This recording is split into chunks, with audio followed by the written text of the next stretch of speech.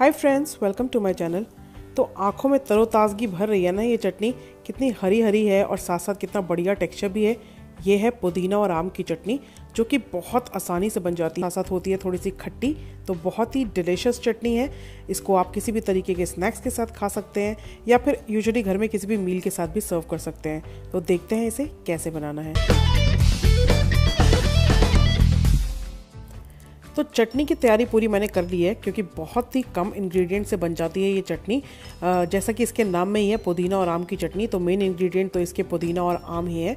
तो मैंने यहाँ पे लिया है ये 1 कप पुदीना के पत्ते, जो कि मैंने अच्छे तरीके से वॉश कर लिए हैं। इसके साथ साथ इसमें चाहिए ये रॉ मैंगो, यानी कि जो कच्चा हरे रंग का आम होता है वो, जिसको मैंने पील कर लिया उसकी स्किन और उसको काट लिया है अच्छे से धोकर।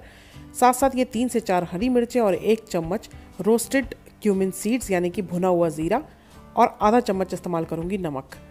तो ये मैंने ले लिया है एक ब्लेंडर जार, जिसमें मैं बनाऊँगी ये चटनी। तो पहले इसमें डालते हैं ये पुदीना के पत्ते, साथ साथ इसमें डालते हैं ये कटी हुई अम्बियाँ, ये हरी मिर्चें, और उसके साथ साथ ये नमक भी इसमें ऐड कर देते हैं। अब जो ज़ीरा हमने भून के ऑलरेडी रखा था, उसको रोलिंग पिन की मदद से अच्छी तरीके से कोर्सली क्रश कर लेंगे। बहुत दरदरा सा इसको क्रश कर लेंगे।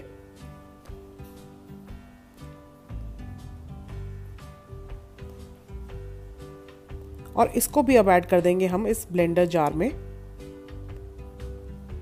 साथ साथ इसमें ऐड करेंगे ये 2 से 3 चम्मच पानी इस्तेमाल करा है मैंने। बहुत ही कम पानी इसमें ऐड करना है, 1-2 चम्मच या फिर मैक्सिमम 3 चम्मच।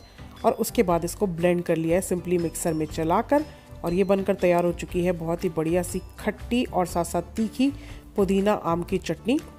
तो ये मैं आपको क्लोजअप में दिखाती हूँ कि कितना बढ़िया इसका टेक्सचर आया है। साथ साथ कलर भी देख सकते हैं आप, पुदीना ऐड करने से इसका कलर भी बहुत ही अच्छा ग्रीन आता है। और क्योंकि पुदीना के पत्ते बहुत रिफ्रेशिंग होते हैं, साथ साथ उनमें खुशबू भी बहुत अच्छी होती है, तो इस चटनी की खुशबू भी बहुत ही लाजवाब होती है। तो इसे आप सर्व कर सकते हैं किसी भी तरीके के स्नैक्स के साथ, चाहे कोई भी स्नैक्स हो, समोसा, पापड़ी, टिक्की, सबके साथ बहुत ही डिलीशियस लगती है ये।